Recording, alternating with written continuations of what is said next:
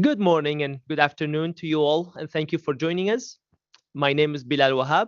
I am the Wagner Fellow here at the Washington Institute for Near East Policy, and I'm very pleased to be hosting a discussion about the Kurdistan Regional Government turning 30. On May 19th, 1992, Iraqi Kurds went to the polls for the first time to elect a national parliament from which emerged the first KRG, Kurdistan National Government. And 30 years later, we are trying to take stock of that history. I'm very pleased to be joined by two experts on the issue. Vance Serchuk is the executive director of the KKR Global Institute and an adjunct fellow at the Center for a New American Security. And he's also a trustee at the American University of Iraq-Sulaimani, which is based in Kurdistan region. Vance has previously served as a senior national security advisor to Senator Joe Lieberman and a professional staff member on the Senate Homeland Security and Governmental Affairs Committee. Vance frequents Kurdistan and Iraq, and even this year, as soon as the pandemic allowed trips to happen, he found his way to Kurdistan. And I should also point out that he has been instrumental in helping evacuate Afghan students out of Kabul, and some of them found their way to Sulaymaniyah, to the American University of Iraq and Sulaymaniyah. Amberin Zaman probably travels to Kurdistan more than both of us, Vance. She is a journalist who has covered the Kurds, the Kurdish people, and Iraqi Kurdistan since 1992. She is currently a senior correspondent for Al Monitor, focusing on the politics of Iraq, Syria, and Turkey. Previously, she has covered Kurdish and Turkish issues for premium outlets like the Washington Post, the Daily Telegraph, Los Angeles Times, The Economist, Voice of America, among many other Turkish outlets. Both of the speakers today have been to Kurdistan very recently, so they bring very fresh perspective. Today, we are looking at 30 years of an American endeavor in de facto nation building. Maybe that was not the goal, that was not the policy, definitely not the intention, but it turned out to become a very slow but persistent U.S. effort in nation building in the Middle East. The United States has been, to quote Kurdish academic Sardar Aziz, the friendliest superpower to the Kurds compared to the other superpowers, be it the British or be it the Soviet Union. But this 30 years of Kurdish exercise of real power goes against the prevalent narrative of victimization, of victimhood. The Kurds have been empowered. The Kurds have exercised real agency.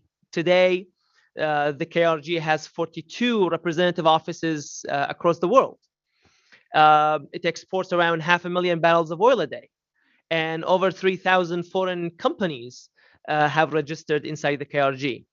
So this story of self-governance, I think, is a story of resilience, of seizing many opportunities, perhaps missing some, and that's what we are about to discuss today. But before I get to my two distinguished speakers, I just wanted to run down through some of the key events in the past 30 years. So 1990, Iraq invades Kuwait. And this is right after the end of the Cold War. And in 1991, the US-led coalition forces expel Iraqi forces from Kuwait, and that gives the opportunity to the Kurds, which starts with a 1.5 million refugees fleeing to the mountains and to the Turkish borders. But that humanitarian crisis then compels the coalition forces in April of 1991 to create a safe haven on the Iraqi side of the border, and international aid, as well as the no-fly zone, creates the safe space, literally a safe haven for the KRG to emerge. So, as I said, on the 19th of May, 1992, the first elections are held. Two parties, the KDP and the PUK, emerge as the victors, and they create a 50-50 power-sharing government. Unfortunately, between 1994 and 1997, civil war erupts between the two parties, and the fighting ceases in 1998 in part because the United States intervenes and invites both Jalal Talabani and Masoud Barzani to Washington for the 1998 Washington Agreement. And the passing of Madeleine Albright was commemorated in the Kurdish media as the Iron Lady who ended the Kurdish civil war. Fast forward, talking about opportunities, the Turkish parliament disagreeing and not allowing to allow US troops to be deployed creates another opportunity for Iraqi Kurdistan and for the northern front of the Iraq invasion of 2003. So in March of 2003, hundreds of US paratroopers land near Erbil, and that basically signaled the opening of the northern front. Fast forward in 2005, a Kurdish alliance comes in second in Iraq's landmark election. They send 77 members to the Iraqi parliament. It takes 2000. It's only in 2005 that the KRG holds its ever second election. Because of the civil war and the disputes, the KRG never held a follow-on election to the 1992 until 2005. Fast forward, Jalal Talabani becomes Iraq's president. Masoud Barzani becomes KRG president.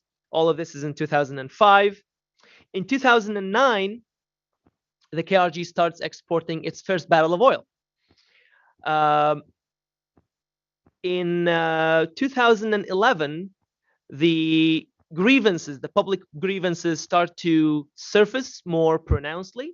So public protests erupt against corruption and the monopoly of power by the KDP and PUK across many cities in Iraqi Kurdistan.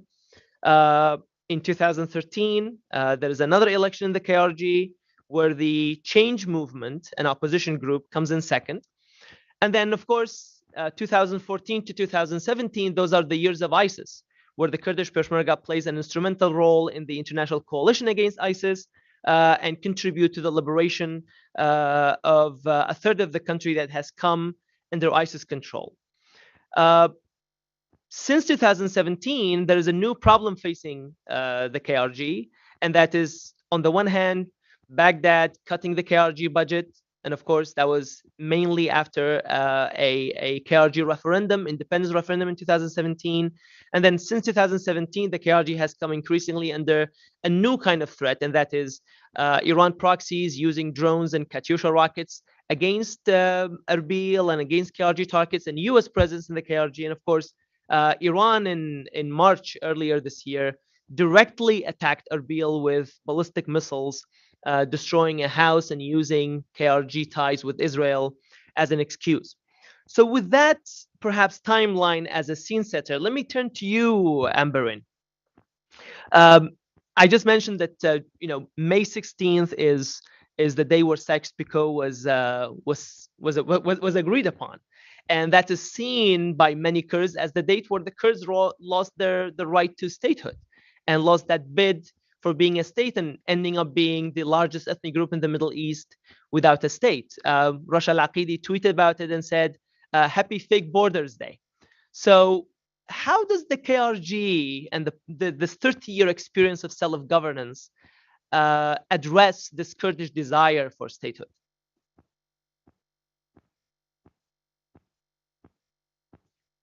Could you unmute yourself? Sorry. Apologies for that. Thank you very much for hosting this event, Bilal. It's a great pleasure and honor to be here with you today. And I have to say, the title of the panel makes me feel rather old, the KRG turning 30, me being there, at its inception makes me considerably older.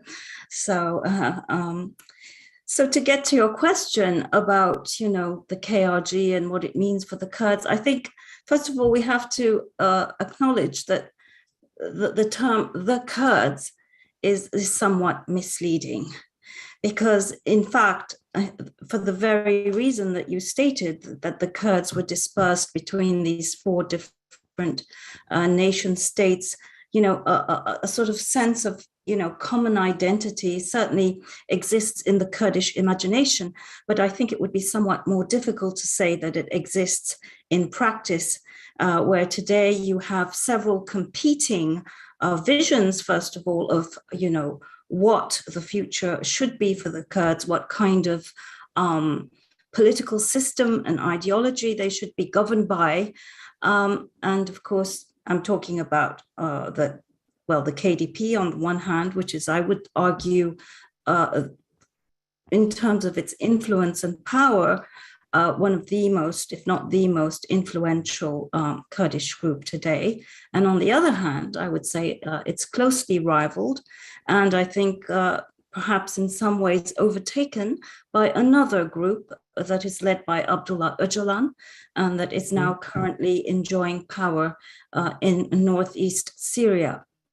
And I think today, when we're sort of reflecting on the KRG itself, obviously, we do have to take stock of what's been happening with the other Kurdish groups by means of actually measuring its success against those groups. And of course, as journalists, I believe that we have given the Kurds in general, and certainly the KRG in particular, a pretty free, easy ride. Obviously, the enormous suffering of the Kurds has already, created a bias in us. Indeed, I became a journalist, I would say, or, largely because of what I was watching on CNN in 1991. And I think it's time to sort of move beyond that. You very correctly said that the Kurds are no longer victims, and they should certainly not see themselves as such, and that should really no longer be the narrative that frames discussion around the Kurds. And I think, in order for today's panel to be useful, I think we really need to cast a very critical eye on this wonderful opportunity that really well earned. On the one hand, the Kurds have made tremendous sacrifices, and lest other Iraqis forget, if it were not for the Kurds, and I attended many of those meetings, the Iraqi National Congress meetings in Salahuddin, they were really one of the driving forces of the opposition movement that led to the overthrow of this very cruel regime of Saddam Hussein. And, the fact that the Kurds had the imagination to ally themselves with the Shia, I think was obviously of critical importance. And therefore, it is obviously very sad today to see where that alliance has ended up. Very fractious. I mean, the Shia among themselves, the Kurds among themselves. But I think I'll just leave it there to let you ask some more questions. I'm going to circle back to the comparison to the other experiment in Kurdish self-governance, and that's in northeastern Syria, about which I would say that the expertise and the coverage, I mean, yours is second to none. So I'm going to tap into that in a bit. But let me turn to Vance, perhaps for a U.S. take on this. Many in Washington and across the United States have actually come to love the Kurds. I mean, as an Iraqi Kurd myself, I have come to receive that very warmly. What would explain that? I think it's a question worth asking. But more seriously, what do you think the Kurds have built over these 3 decades, Vance? And what role did the United States play in creating and sustaining the KRG, and perhaps empowering the KRG, if you agree with my description of it? Well, first of all, Bilal, the answer to your question is because you are obviously just so lovable, and so that's the real explanation. No, look, I think that you are right that there is, I think, a very broad-based affection, sympathy, sense of solidarity that really is bipartisan towards the quote unquote the Kurds. And I think Amberin's point is very, very well taken, in that some of the nuances and maybe not even very nuanced nuances that actually apply, whether it's the divisions that exist within Iraqi Kurdistan, much less the differences and the divisions that exist across different Kurdish political groups and communities beyond Iraq, whether it's in Syria or Turkey or Iran, sometimes probably do not necessarily get picked up. I think, though, that broad-based sentiment really, though, does begin, just as you said, Bilal, with the aftermath of the Gulf War. And, the creation of the Iraqi Kurdistan region coincides, but it is not coincidental, with this period of history that began with the Gulf War, when American power began to become involved in the Middle East in a way that previously it never had been before. Obviously, the United States had been involved in the Middle East before 1990, 1991. There had been military activities in the Middle East. But the Gulf War initiated something which was fundamentally new and different in its scale and scope. And the creation of the Iraqi Kurdistan region was an almost accidental consequence of that. With the aftermath of the war, witnessing this Kurdish uprising, which in part was triggered obviously by some of the rhetoric used in the United States, but also more directly just by the fact that Saddam had been dramatically weakened, his army had been humiliated, and so discontented groups like the Kurds, like the Shia, saw their opportunity for a prison break from the horrific regime that Saddam obviously had. And then with the flow of refugees into Turkey, this in turn created a problem for a U.S. ally, for NATO, prompting then the no-fly zone and the sanctuary, where suddenly, for the first time in their modern history, Iraqi Kurds were given the opportunity to try to govern themselves and to make of their future what they would. Which, again, first time actually in the modern Middle East that a dictator got pushed back from territory that he previously had occupied, and that the people living there were then given the opportunity, the experiment, to run their affairs for themselves. What ensued over the next 20, now 30 years were repeatedly moments when, as the United States found itself involved in the Middle East, the Iraqi Kurds in particular, and the KDP and the PUK, positioned themselves as critical allies and partners. Like any alliance, like any partnership, it has not been free from its frictions, from its disagreements, from its frustrations on both sides. But the reality is, at critical moments when the Americans have looked for partners, capable partners in the region, the various groups in the Iraqi Kurdistan region have been indispensable. And that also, I think, has deepened the sense of affection. I think also just, on probably a more psychological level, Americans like an underdogs. I think that the idea of a group of people who are seeking their freedom, their self-determination, is also something which just deeply resonates. And I think that there's also an awareness, a growing awareness of some of the tragedies that historically had befallen the Kurds, the betrayal by other great powers, as well as, of course, in the 1990s, when during the Anfal, when the Iraqi Kurds were being brutalized by Saddam Hussein, the use of chemical weapons against the Iraqi Kurds, the United States did not come to the rescue. The United States did not do anything, and tragically, for the most part, turned a blind eye. So all of that, I think, conditioned some of the American attitude. I think, to Amberin's point, though, and I hope that we can spend some time talking about this, the Iraqi Kurdistan experiment has coincided with this period when America, as I said, has been deeply involved in the Middle East.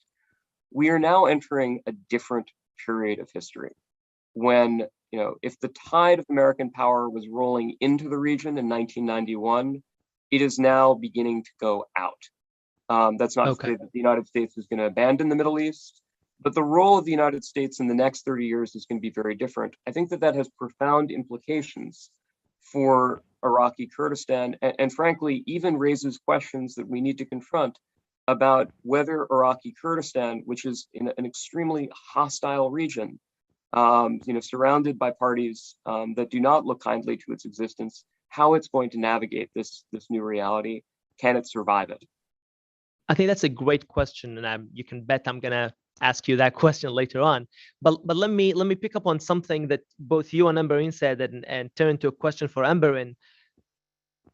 You were there at the age 10, Amberin, reporting on the first KRG elections. How did the KRG, how did the Kurds at the time see their newly found relations with the West? This opening to international community. How did they invest in that agency? And I apologize before I give you the opportunity to answer.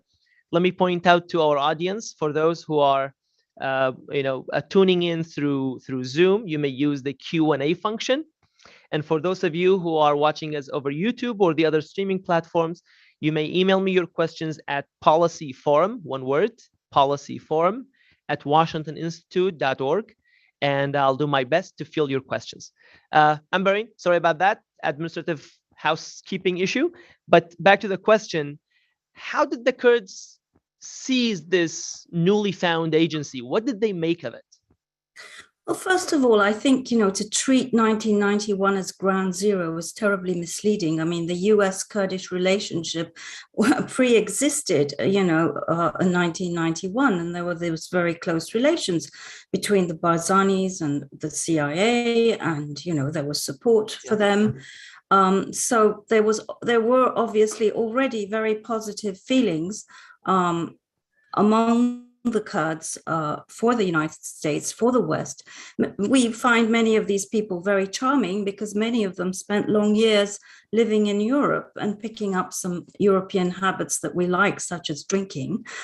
So, we feel comfortable in their company. It's very important, I think, to recall all of that before we sort of talk about what then happened after.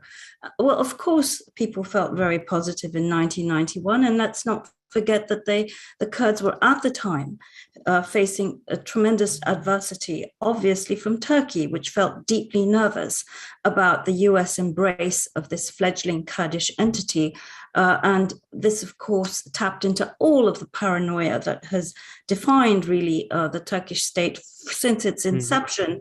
This idea that, the West is out to carve up Turkey into different, an Armenian state, a Kurdish state, and here they are providing air cover for this Kurdish fledgling entity. But that very rapidly evolved, and I would argue that however much US hard power helped, set the stage for this entity, it was very much the Turks, really, Turkey, that, actually helped the Kurds get off their knees and stand. It sounds like a paradox that even as we speak, the Turkish military is bombing the daylights out of, the PKK in Iraqi Kurdistan and attacking the Syrian Kurds and causing civilian death. But the fact remains that if it were not for Turkey, sort of opening its borders to Iraqi Kurdistan and, subsequently over time, allowing them to export their oil through Turkey, that we wouldn't be where we are today. And I think, the 2017 referendum may have also colored Kurdish opinions about the US.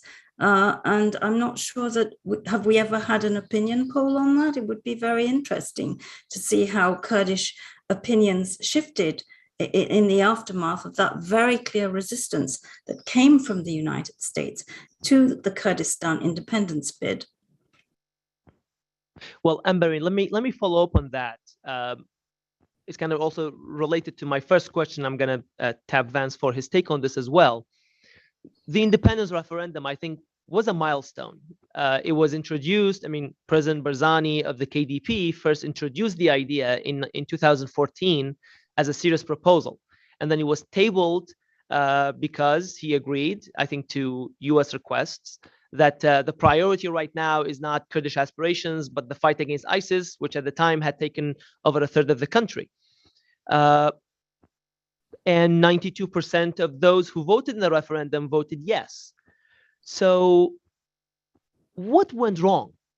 Was it a failure in communication? Was it a failure in managing expectations?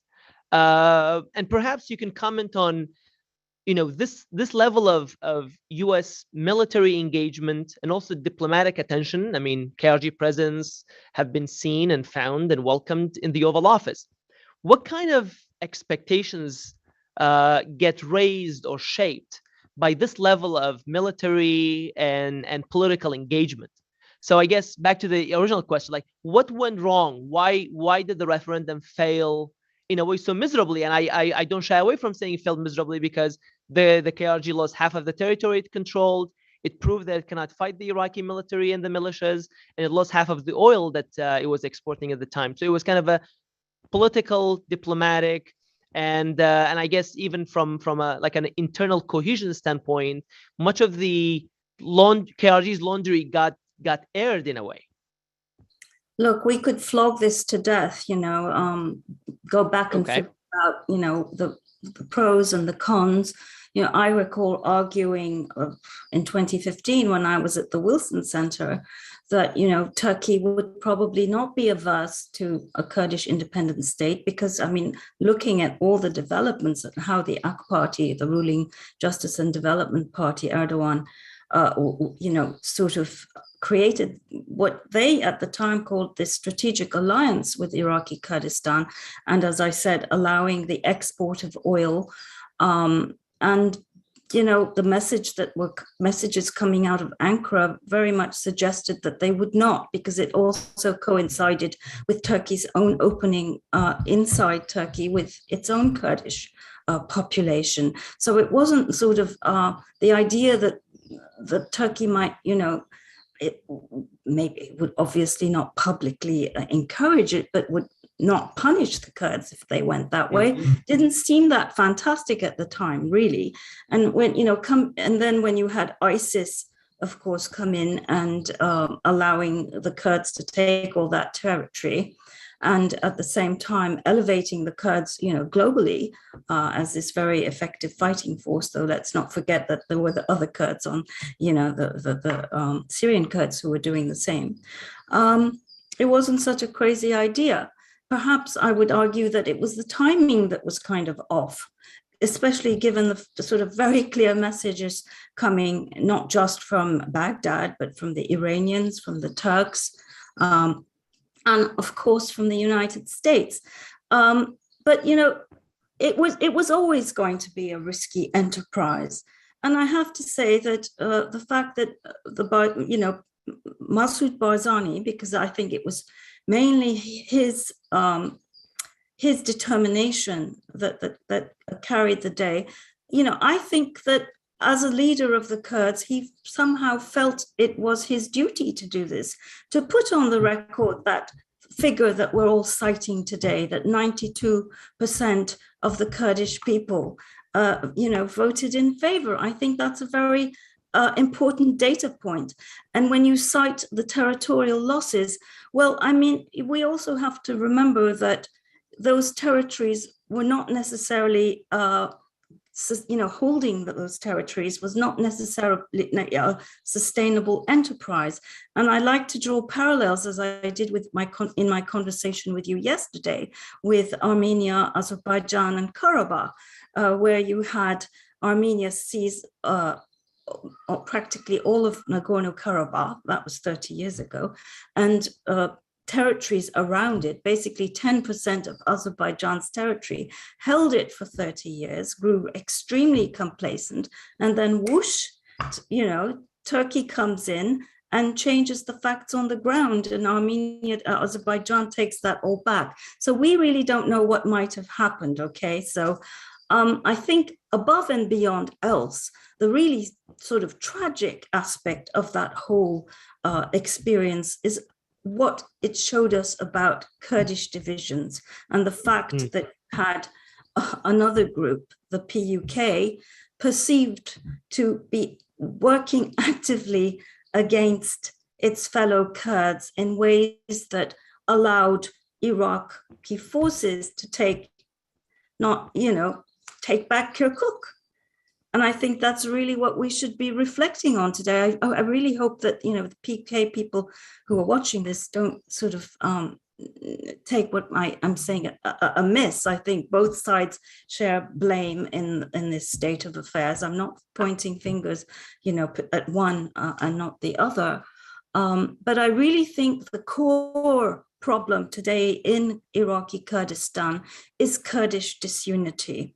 And we can talk more about that. You bet we will. I think that's Kurdish historical bane has been internal divisions. I think the more contemporary one is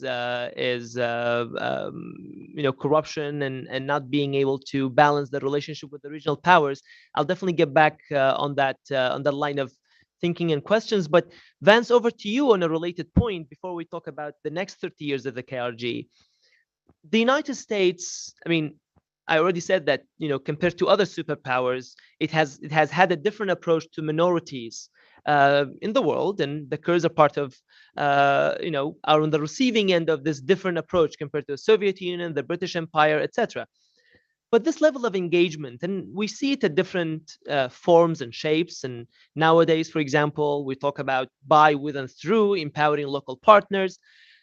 That level of military engagement, even humanitarian engagement, and in the war against terror, this intelligence sharing and arming at times, does create expectations.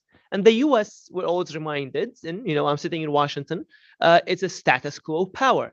So how has the US balanced, inviting the president of the KRG to the Oval Office, but then not supporting the independence movement?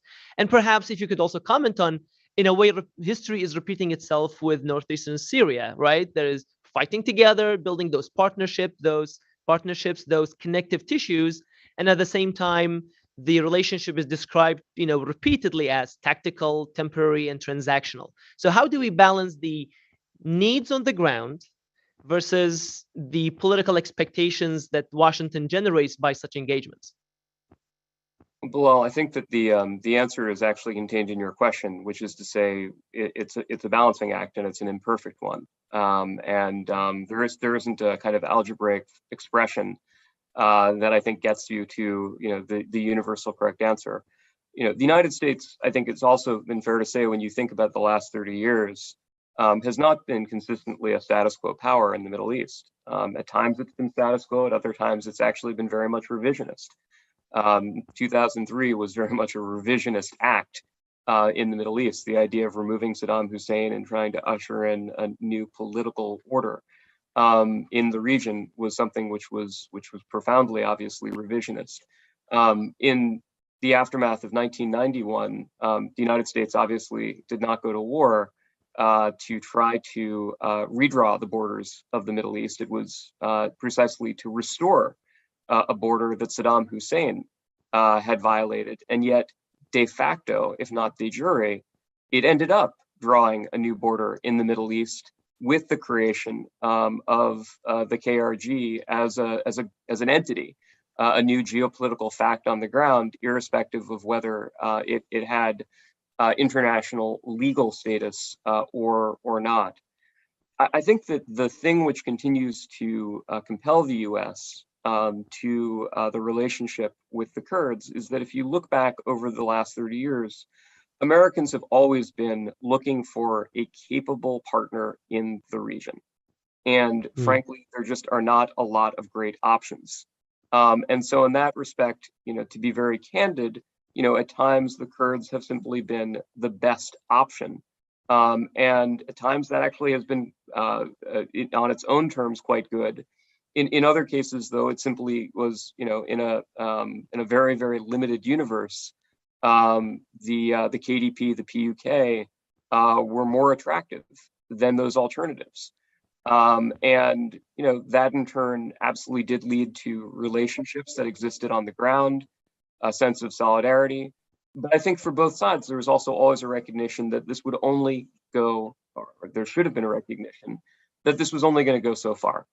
And when we've gotten into trouble, I think it's been precisely when there's been a misalignment of expectations. And the referendum on independence was a perfect example, a tragic example of exactly that. Mm-hmm. Amberin, let's talk about that internal division that both you and Vance alluded to. And I have also here a question from Neil Patrick in the Q&A, who also highlights how internal divisions have been so deep, and perhaps strangely so. Maybe you can help us explain it, that different Kurdish parties have had no qualms about inviting regional powers against their Kurdish rivals. I mean, I mentioned in the introduction the KRG civil war. In 1996, the KDP invited the Iraqi army back into Erbil. And well, in retaliation for that, okay, at the age of 12. Also there when the KDP took Soleimani so very briefly, and was at the and then how did the PUK regain Soleimani? By inviting the Iranian army in. Yes. And of course, Turkey has played in that war as well. So what's up with this level of Kurdish division? Why has it been such a bane? And you also mentioned the more contemporary example that, you know, the referendum failed for a variety of reasons, but in part because the Kurds did not see eye to eye, the Iraqi Kurds in this case, did not see eye to eye about the value of the referendum. I just want to, you know, I forgot to mention a very important point about Turkey, is that by that time, 2017, the Kurdish peace process inside Turkey had collapsed as well. Yeah, that's an important point, yes. And we'd had this attempted coup. And I still maintain that the reason that some, certainly, you know, officers who had nothing to do with the Gülenists were on board is because of this intense sort of reaction they had to the Kurdish peace process, you know. And so I think at this point, you know, the nationalist Erdogan we see is partly reacting to all of that and, you know, insulating himself against possible further coups. But getting back to your point about Kurdish divisions, I mean, you know, this is, again, nothing new. We had the KDP sadly assisting the Iranians, right, against their own Kurds. This is like an age-old story, and of course speaks to also the very tribal makeup of the Kurds and the very personality-driven sort of politics of the Kurds, which, you know, 3 decades on, are still very much in play, and we're seeing it play out even as we speak. And I think what's really sort of, it's in fact been carried to a new level, where not only is it playing out between the main party, you know, main rival parties, the PUK and the KDP, but it's now being played out within the new generation of aspiring Kurdish leaders within those respective parties. So that we see on the one hand, the sort of frictions between Masur and Nechervan on the one hand, and then the much more, I think, public, well, I think we all know, much more public bust up between Baful and Lahore.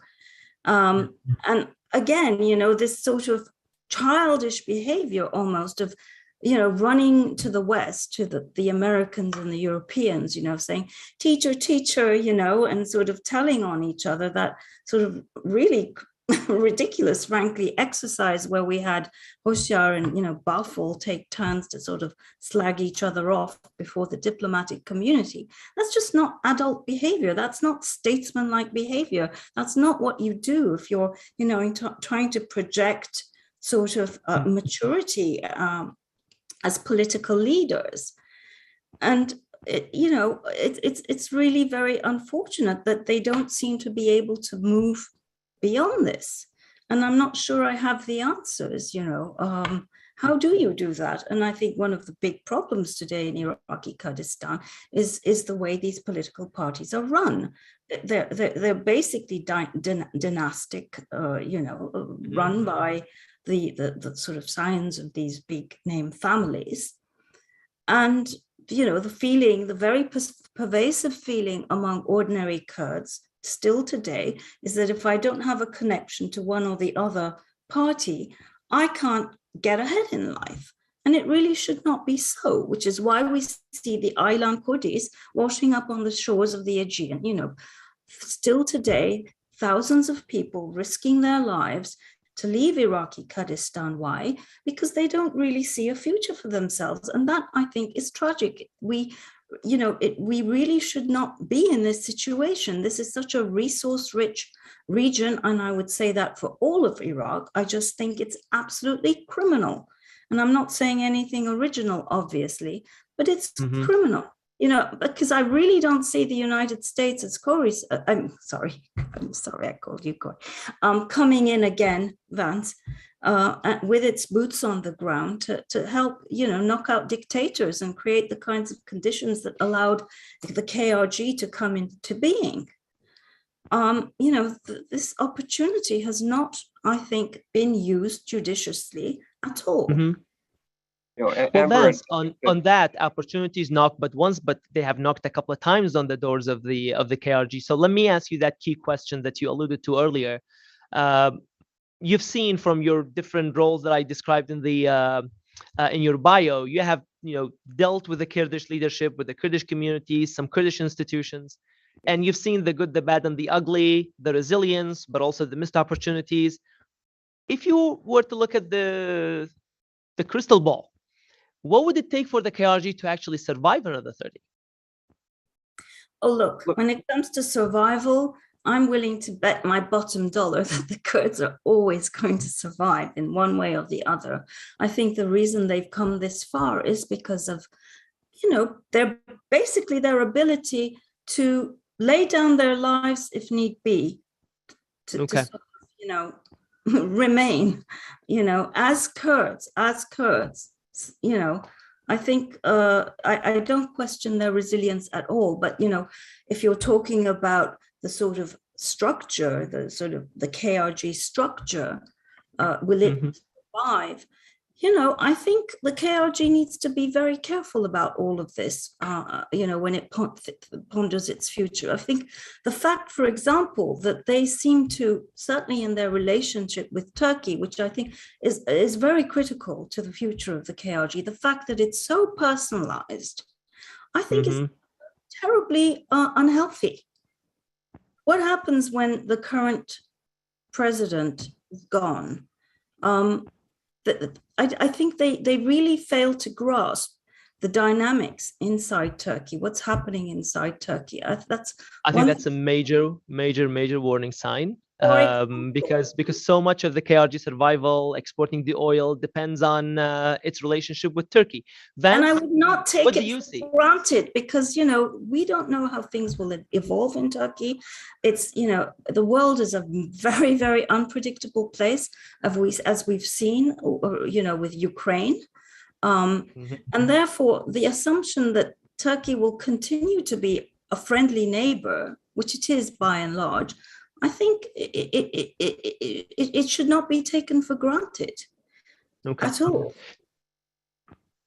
Thanks, Amberin. Vance, what do you think? Same question. Thanks, Bilal. So I think Amberin makes some really profound and important points. Look, let's first also take a step back. I was not there in 1992, I'm sorry to say. I was there in 2003, and I've been going there since then. And I think if we are going to be fair, we do need to recognize that there has been tremendous progress in many respects over the last 20, 30 years. The fact that you can fly into an international airport in Erbil or Thule is a significant thing. The fact that supermarket shelves are actually stocked is a significant thing. The fact that you can walk around these cities with a sense of security, significant thing. And all you have to do is travel a few hundred miles in any direction from Iraqi Kurdistan to appreciate that these are not achievements that should be taken for granted. The last time I was there with an Afghan American friend. And as we were going around, I was going through a whole litany of the problems that Iraqi Kurdistan has, which we'll speak about in a minute. But her reaction was first and foremost, we would give anything to have the level of material development, to have the level of security, to have the level of basic stability that does exist in this place. And I think that that is an important perspective to keep in mind. Because remember, as bad as things can be in the Middle East, they can always get worse. And I think we should therefore pause for a minute and acknowledge the fact that there has been, and that there are institutions, one which I'm personally associated with, the American University of Iraq-Sulaimani, which I think you can find and say are genuinely important points of hope for the region, and that are genuine achievements. All of that being said, I think we also have to recognize the fact that when you have thousands, if not tens of thousands of people who are leaving a region, when you have Iraqi Kurds showing up in the forests of Belarus, drowning in the English Channel, that tells you that something is also fundamentally wrong here, and that there are major problems. Now, I with great respect, I think that there are a lot of people out there who will say the basic problem here is a lack of independence. I think you'll hear other people who will argue, as I think Amberin just did, that really at the core of this, we have a problem of a lack of unity on the part of the Kurds, on the part of the Iraqi Kurds, and maybe the Kurds more broadly. I would suggest something which is a bit different here. I think that the lack of unity, the lack of independence, are symptoms of a more fundamental set of problems, which is a kind of governance which is not successful, which is patronage-based, which is fundamentally confronts major problems with corruption, which is not good at creating jobs for young people who are coming out of universities in the region, and does not create ultimately an inclusive competitive politics. And that model of governance, which is comes out of a historical experience, and Amberin also was right when she said 1992 was not the start of history, right? This was not a greenfield site. The Iraqi Kurds were building off of decades, centuries of traditions, their cultural experiences, their institutional legacies, personalities. But the reality is that for people who are friends of the Kurds, who want to see a successful, flourishing Iraqi Kurdistan region, I don't think that it's enough just to praise Iraqi Kurdistan for the progress that it's achieved, for the counterterrorism partnership and other forms of partnership that have been developed with the United States. It is also necessary to have a very tough conversation about the politics and the economics of the region, which are not on a good course, in my view. And that's a source of deep concern. I say that as someone, again, who has great affection, and I guess that American fashion, Bilal, that you alluded to, for the Iraqi Kurds, and the desire for them to be able to have a good future. And I would also say in particular, the last 10 years, I think have been particularly troubling. I think you could make the argument for the first 20 years, things were largely on a course where you could say, okay, things are slowly getting better. I fear that today, Iraqi Kurdistan is more corrupt, less free, more repressive, less economically dynamic than it was 10, 15 years ago. And that's something that we should all really reflect on and discuss why that has come to pass. And I don't think it's because, finally, I agree with Amberin's point, there's not going to be an American intervention that solves this problem, right? There's not going to be an external great power that steps in and makes all of this go away. This is something which only the people of Iraqi Kurdistan themselves can come to terms with and either resolve or not. And I do think, though, that the current broader environment of the region makes that reckoning more urgent, precisely because this is not an isolated island in the middle of the South Pacific surrounded by fish. This is a region which is surrounded by some very strong regional actors whose attitude towards them ranges from the ambivalent to the hostile. And so in that respect, when you have these kinds of basic failures of economics and governance, the costs become sharper and sharper. And I would agree with you, Vance, on that point that there are things that the KRG cannot do. For example, declare independence or buy F-16s on its own, but it can pass a budget. and it can open up its economy to all of the well-educated graduates of the university where you are serving as a board member. And I used to teach there. Undermine some of the corruption that has become so bad that even Kurdish businessmen and women are taking some of the capital elsewhere, be it toward Baghdad or even to Turkey and farther. Amberin, on Vance's point, let me also field the question that Rawan Saeed has sent. You mentioned Turkey. Vance highlighted the role of the United States. The Washington continues to nudge the Kurds toward Peshmerga unification, cleaning house, adopting e-payments and fixing the economy, and overall being promoting governance. And yet there seems to be more resistance and inertia toward this kind of ask from Washington. So given the international dynamic, I'm not sure I agree with that, because I do. Okay, so certainly let me ask you the question, and then you can disagree with the premise of the question. The question that Rawan is asking in particular is, given the great power competition and how Russia and China are trying to also vie for a footstep in the region, for a foothold in the region, do you think that the KRG is going to look for other patrons, be it like nearby ones like Turkey and Iran, or Russia and China, far away ones? But or are they going to perhaps stay in line? Patrons. How could we ever even begin to claim that Turkey and Iran don't play very significant roles inside Iraqi Kurdistan? That goes without saying.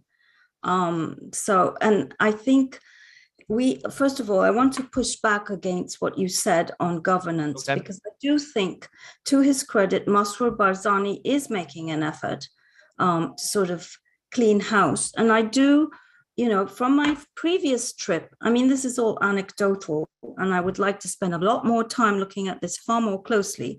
But, a lot of people, ordinary people, and I think their voices really fail to be conveyed through our coverage. And that was a critique that was recently made in a paper that I would recommend to everyone, published by the Middle East Institute by Dastan Jassim, an Iraqi Kurdish academic, and Winthrop Rogers, a colleague of mine who's based in Sulaimania.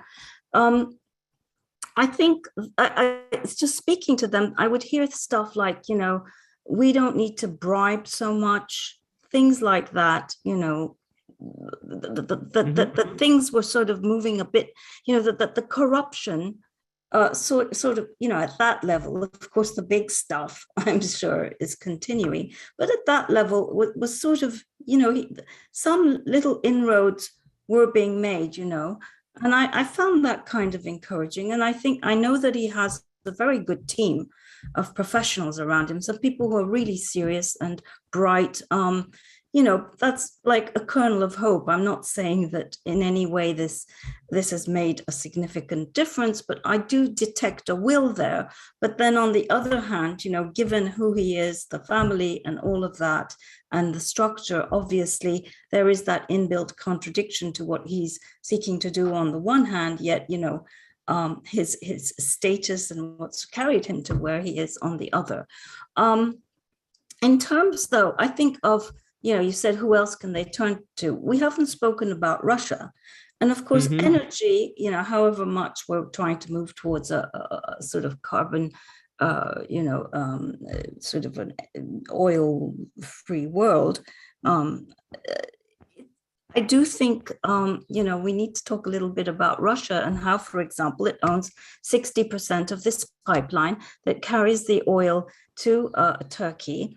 The fact that I think Russia has invested, $10 billion, they say, in Iraq. I don't know how much of that in the KRG, but I think a question that looms in parallel with this court decision, by the way, that we haven't discussed in Baghdad, that says that this whole, business of the oil law is unconstitutional, right? Basically, sort of making the case, which already the government of Iraq has made in international courts, that the whole sale of that oil is illegal. And so think, also bearing in mind the sanctions that have been brought against Russia, its energy industry, at what point do secondary sanctions come into play? How does Iraqi Kurdistan get affected by that? And one of the big gripes that the PUK has about all of this is the fact that the whole arrangement with Turkey on this oil, which is really a major source for driving the economy, is just so very opaque. And I think so, given, the court decision in Baghdad, the arbitration case that's going on against Turkey, what's happening now with Ukraine, the fact that there's this big opportunity because the world, Europe, is looking for alternative energy sources. Perhaps this is an opportunity for all the sides to come together and maybe forge a new compact that can sort of help address some of those issues we discussed about corruption, about disunity, about relations with Baghdad and with the neighbors. I don't know if that makes any sense. It does. Allow me to, since we're all in the game of pushing back here, to basically say that, to my mind and to my experience, the main problem of corruption in the KRG hasn't been like petty corruption. It's been grand corruption, the capture of the assets. It's the one place where, yeah, of course. And often, unfortunately, a reform project, and this is not just a KRG case, but it's definitely true in the KRG as has been true elsewhere, person-driven rather than law and institution-driven reform efforts has been basically, I am denying my predecessors' corruption and replacing it with my own corruption and sort of patronage network. And as long as it's not become like law-abiding and rule of law prevails and there's accountability, unfortunately, it's just changing one form of corruption with another. But Vance, let me. Could I actually just jump in there, though, because I think that there's one other aspect here, which we should spend at least 1 minute on, which is also the state of media inside the KRG. And I will tell you that one of the most striking things from the course of my visits has been the diminishing space for free and independent media in the KRG. The growing political pressure, reduction of the ability of journalists to be able to operate freely. And that is something which has dramatically worsened in the last decade. I think that the ISIS threat was used as an opportunity to begin a sort of crackdown. But one of the most troubling things that I also quite consistently hear is that when you speak to people who are from that media, who are still trying to carve out independent space, human rights activists, sense that the United States has been largely absent as an advocate on their behalf. And that the political forces within the KRG have become much less tolerant of criticism. Now, again, if you're going to want to build a successful society and you don't have a free press to be able to call out the problems, the challenges, the corruption, that's not a good long-term formula. And that also is a formula for losing many of your best and brightest to be able to go elsewhere because, just is not the right climate to create. And I think that that's something that we have to be, again, very, very open as friends of the Iraqi Kurdistan project about. I totally Vance, let me ask. Go ahead, Amberin. I just think that's such an important point, but I'd also like to say that it's not particularly new either. I recall being kicked out before 2003 for my coverage. I also recall not being allowed in for a year for a story I did.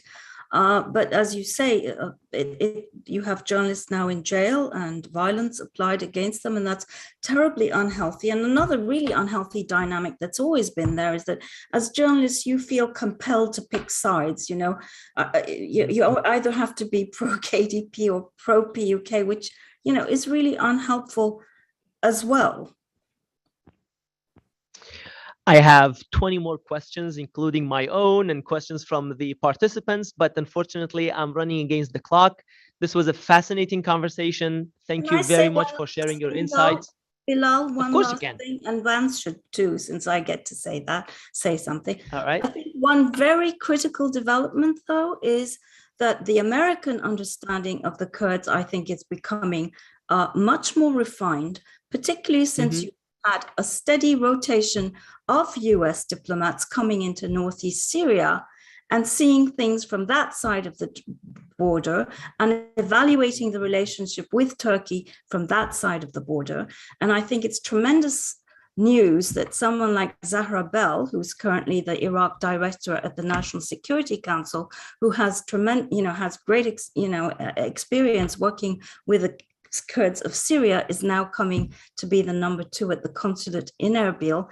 I think that's a wonderful development, but speaks to my broader point of this understanding of the Kurds becoming a more refined one. And also, I think that may also have policy implications, something that the KRG should also be thinking about. Vance, policy implications? You were in the sausage factory for quite some time. What is the best way to nudge the KRG in the right direction over the next 3 decades? Probably not something to be discussed over a public Zoom discussion, but look, I think the more fundamental point, though, is that the United States is not going to be the savior for Iraqi Kurdistan. The problems and the challenges that we are describing are problems and challenges that only leadership and courage and creativity on the part of Iraqi Kurds themselves will be able to take on. My hope would be that America can provide encouragement, support, perhaps at times some pressure, but the indispensable ingredient, as we're seeing right now in Ukraine itself, is leadership that is local. That is the key. And one of the great tragedies of the present moment is that I find that when I talk to many young people in Iraqi Kurdistan, they feel as though they do not have a sense of self-determination, in the sense that they do not control their own destiny. And that is not because Iraqi Kurdistan doesn't have a flag at the UN or because it's not an internationally recognized entity. That is all about the domestic political and economic conditions that exist inside the KRG today. So if Kurdistan is going to find self-determination, my own view is that it has to begin with the internal changes, the internal reforms that will create a prosperous, free, dynamic, uncorrupt society. Now, that is a heavy lift. That is a significant challenge. But that is the true state-building exercise that only the Iraqi Kurds themselves can take on. And that I think the next 30 years will be absolutely indispensable for if Iraqi Kurdistan is going to be able to survive and thrive. I'm going to say amen to that. And thank you both very much for sharing your insights with us. And thanks for those who joined us live. And of course, the recording of this event will be posted on our and different platforms. I apologize for many of the great questions that were fielded that I could not get to, but I hope that we managed to address most of them at least. Again, Vance, Amberin, thank you so much for joining us today. And thank you all for tuning in. Until the next event by the Washington Institute, have a great day. Thank you, Bilal. Thanks, Amberin. Thanks. Spas. Thank you. Zor spas. Zor spas.